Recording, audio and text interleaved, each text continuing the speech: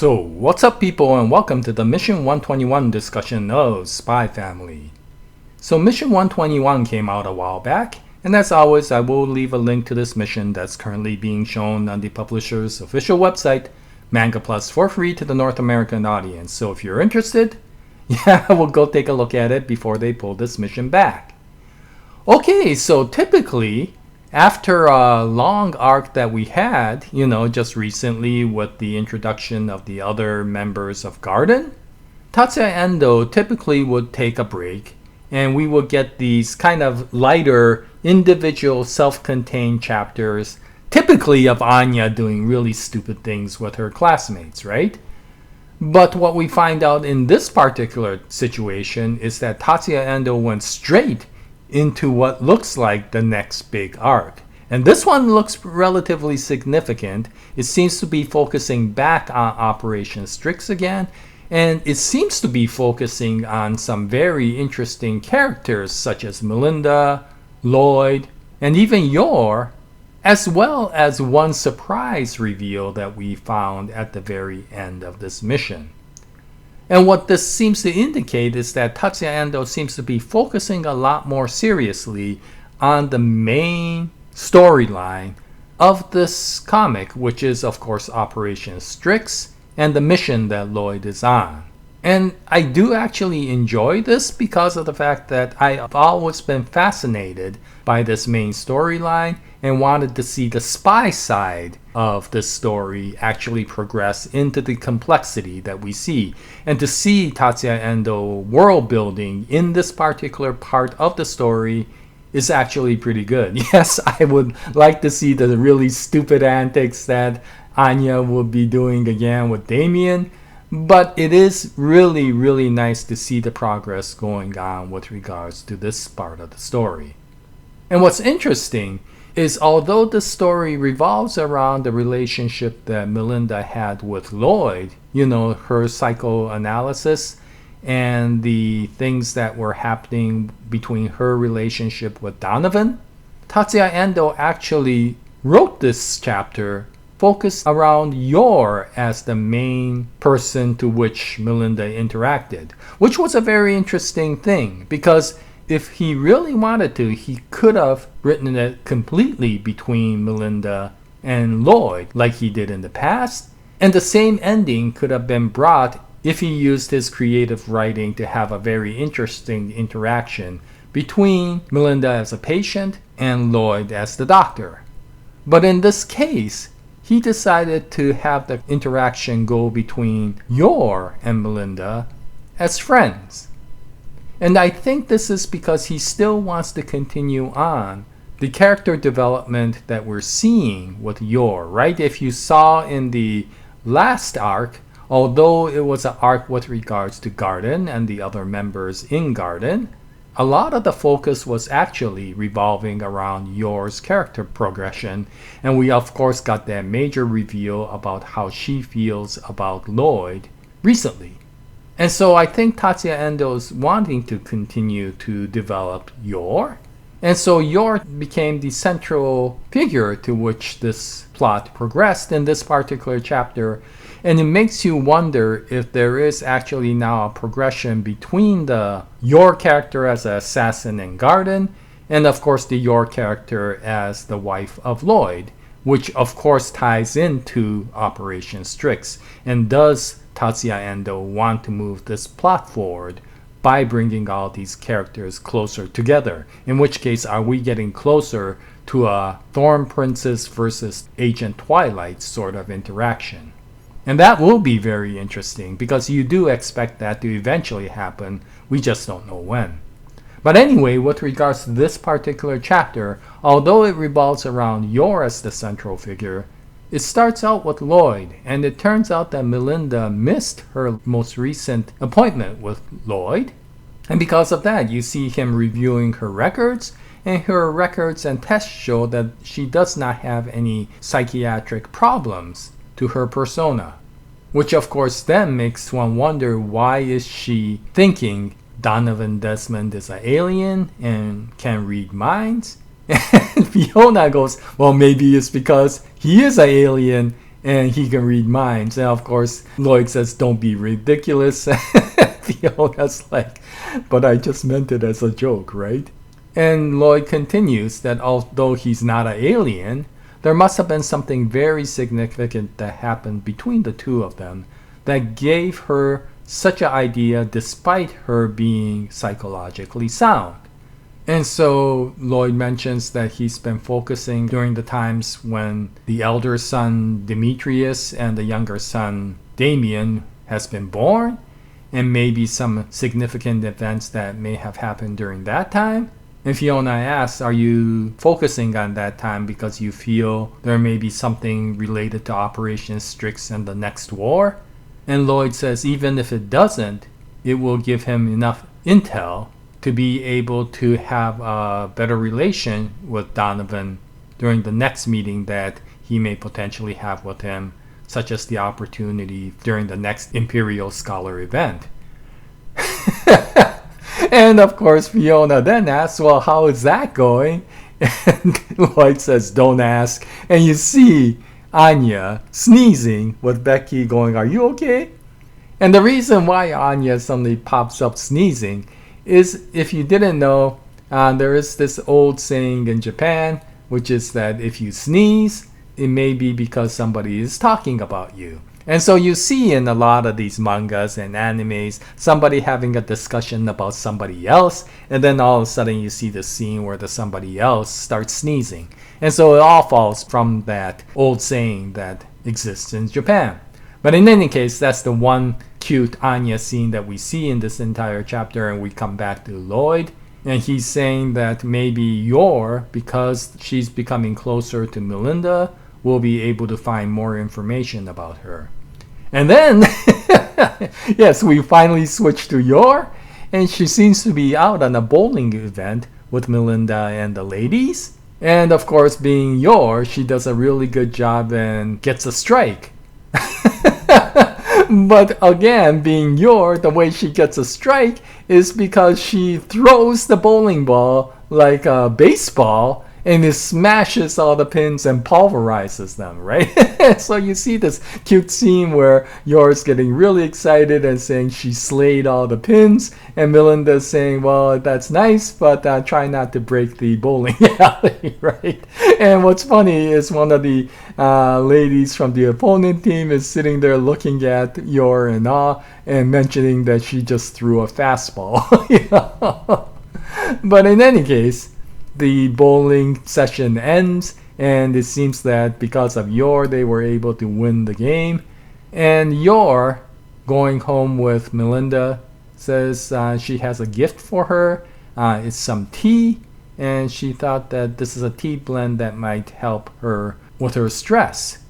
And it turns out that it's a tea blend that Gimpy put together, so it probably works really, really well, right? And Melinda answers that although it's really nice, she's really not supposed to accept edible gifts from other people because she is a wife of a politician.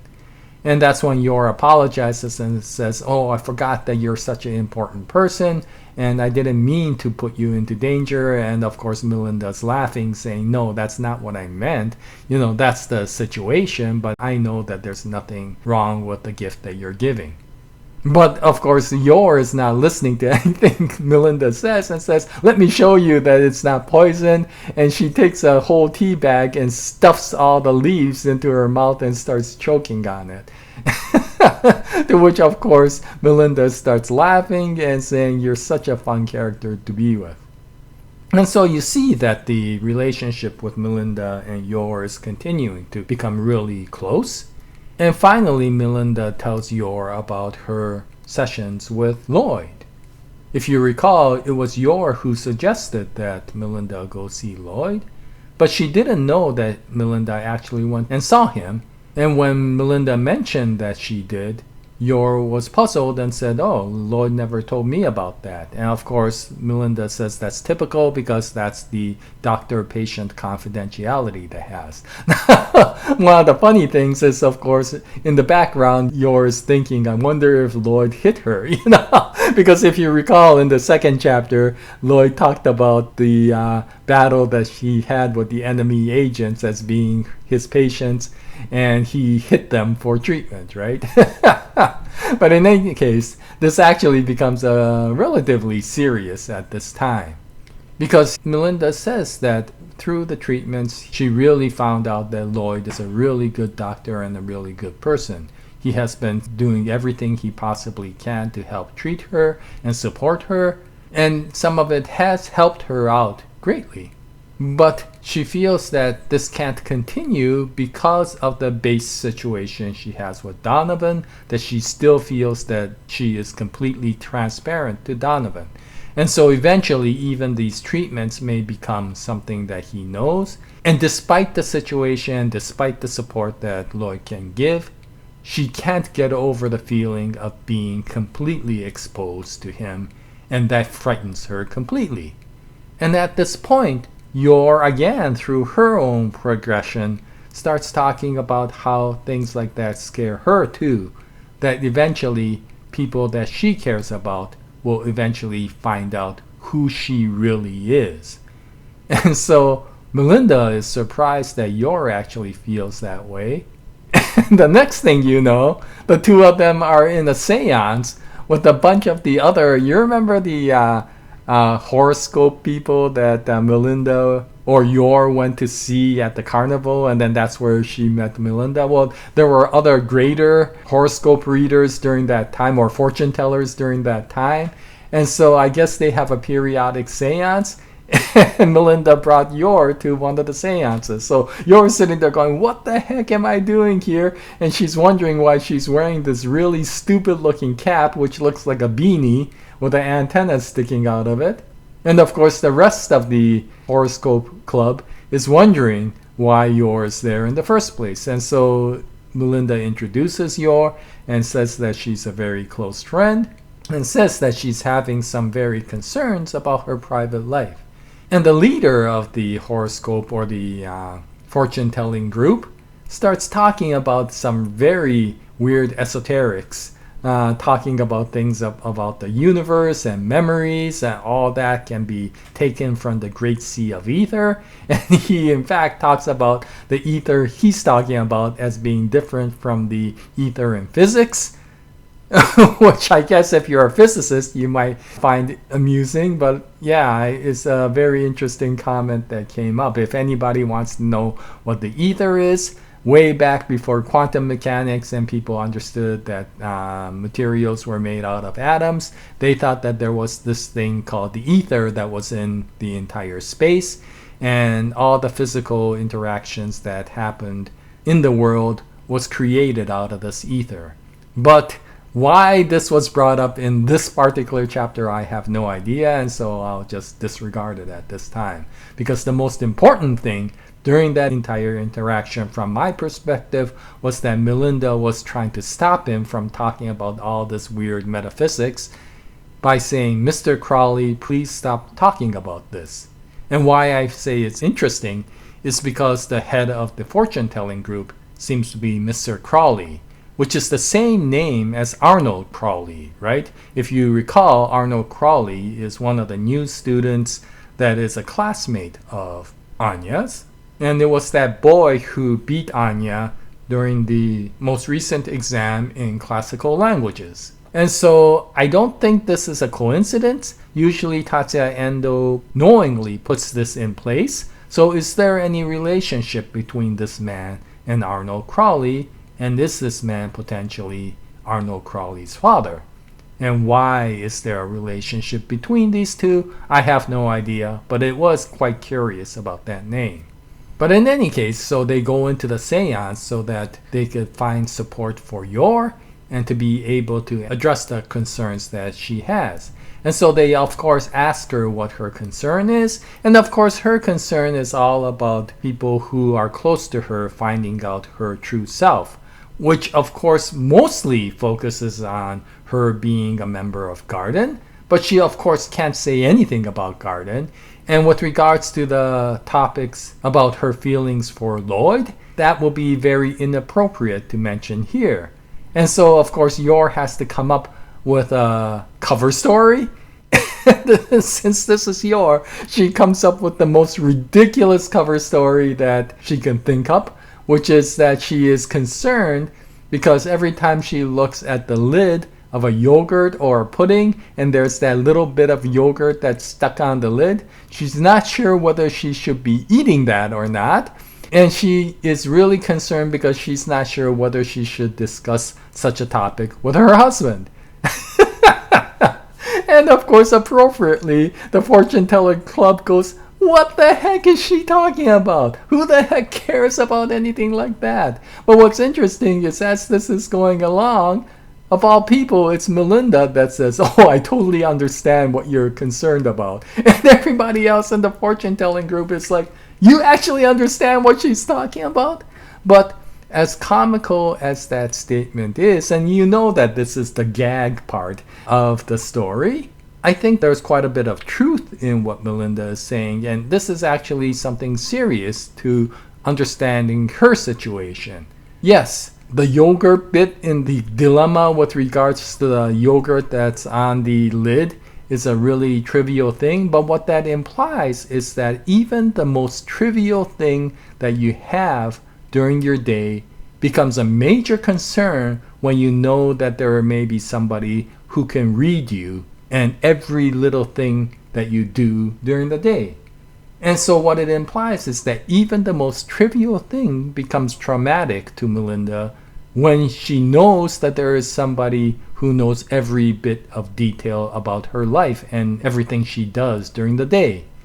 And so this actually is something that is real to Melinda, but considering how ridiculous the conversation is, it's really interesting thing that she mentioned. But considering that Melinda takes it that seriously, Mr. Crowley or Professor Crowley has to take it seriously as well. So he continues the seance and he starts seeing visions. And the visions that he sees, yeah, a lot of the commenters mention that these probably are maybe visions of something that will tie into things that happen in the future.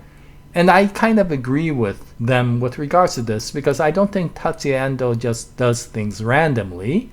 There's probably some tie-in in the future. And so whether it's the rustling forest, the room with drawn curtains, the Rochambeau of crows, or the red blizzard, which probably makes most sense because Yor is an assassin.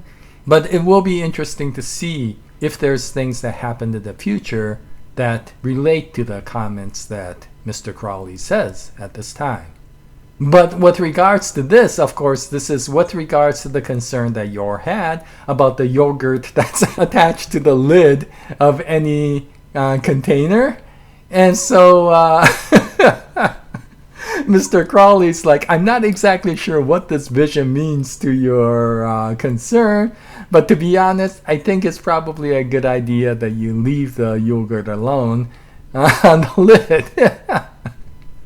And Yor asks, well, is that due to the visions? And the other people in the fortune-telling group says it probably isn't with regards to the vision, but it's probably the most common sense thing to do.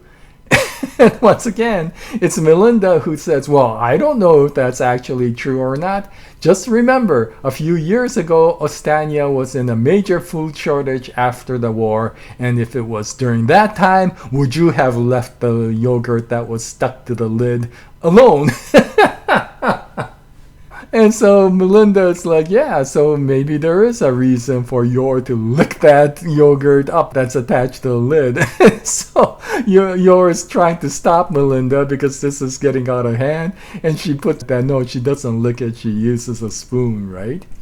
And so this ridiculous seance ends and Melinda's a little bit upset because Yor didn't get the support that she needed.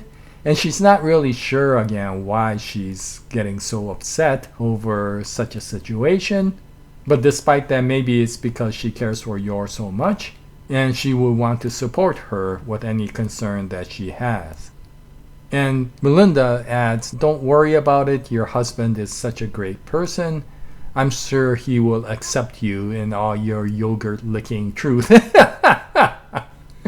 And you see Yor staring back at Melinda empathically, thinking, but I use a spoon once again. But in any case, Yor thanks Melinda for giving her the courage to be able to take on the concerns that she has. And Melinda, having more respect for Yor again, starts saying that, yes, that is true. Maybe I should also become more courageous about the concerns that I have.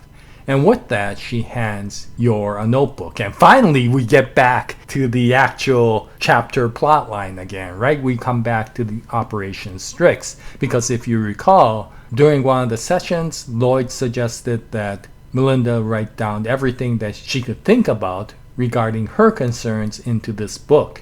And it sounded like a treatment sort of statement. But of course, Lloyd said it because he wanted to get as much intel from Melinda as possible. And so Yor eventually does give it to Lloyd. And you see at the end of the chapter, Lloyd going over the book. And it starts talking about how Donovan started acting strangely more and more as things went on. And it started around the time when Donovan fell ill and collapsed. And that's interesting. Because if you recall, of course, he does have those stitches in the back of his head.